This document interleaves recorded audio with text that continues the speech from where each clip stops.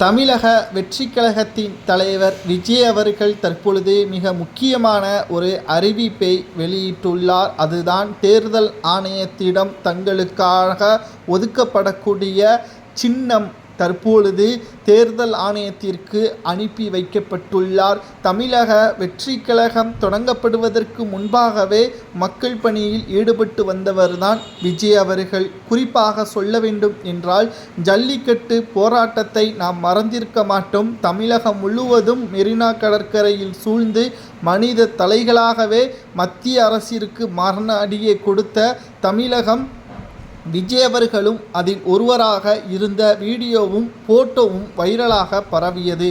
கிட்டத்தட்ட அந்த வெற்றிக்காக மிகப்பெரிய ஒரு ஜல்லிக்கட்டு காளையின் சின்னத்தை தான் தேர்தல் ஆணையத்திடம் கேட்டுள்ளார். இது மட்டும் கிடைத்துவிட்டால் எல்லா பக்கத்திற்கும் இந்த சின்னத்தை கொண்டு செல்லக்கூடிய வகையில் அமையும் என்றும் காளை சின்னத்தின் தலைப்பாகை மட்டும் தற்பொழுது சின்னமாக கேட்டுள்ளார். அதாவது காளையின் முகத்தை மட்டும் சின்னமாக கேட்டிருக்கக்கூடிய விஜய் அவர்கள் நிச்சயமாக தேர்தல் ஆணையம் கொடுக்கும் என்ற நம்பிக்கையும் இருக்கிறது.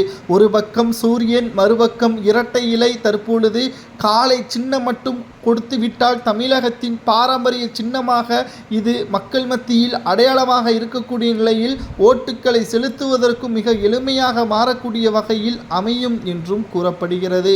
இப்பேற்பட்ட வகையில்தான் இந்த சின்னம் ஒதுக்கீடு பற்றியான முழு விவரங்கள் வரக்கூடிய தினங்களில் வெளியாகும். ஆனால் நேற்று இரவே இந்த சின்னம்தான் வேண்டும் என்று தேர்தல் ஆணையத்திற்கு புகைப்படத்துடன் அனுப்பிவிட்டார். இது தேர்தல் ஆணையம் முடிவெடுப்பதற்கு 3 வாரங்கள் ஆகக்கூடிய காலகட்டம் இருப்பதால் விஜய் அவர்களுக்கு இந்த காலகட்டத்தின் மாற்றங்கள் எதுவும் நடைபெற்றால் வேறு என்ன சின்னம் வைக்கலாம் என்றும் தேர்தல் ஆணையம் அனுப்பக்கூடிய வகையில் அதில் ஏதேனும் ஒன்றை தேர்வு செய்யக்கூடிய வகையில் அமையும் என்றும் கூறப்படுகிறது. சரி, சின்னம் கிடைத்துவிட்டது.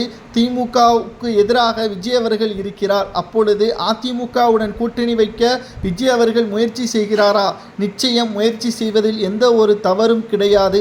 தமிழகத்தில் விஜய் அவர்களது வெற்றி வாய்ப்பை கூட்டணி மூலமாக நிறைவேற்றலாம். முதல் முறையாகவே கூட்டணி கட்சி அமைத்து அந்த கட்சி வெற்றியடைந்தால் விஜய் அவர்களுக்கு துணை முதல்வர் பதவியும் கிடைக்கலாம். இது மிகப்பெரிய ஒரு வரலாற்று சாதனையாகத்தான் பார்க்கப்படும்.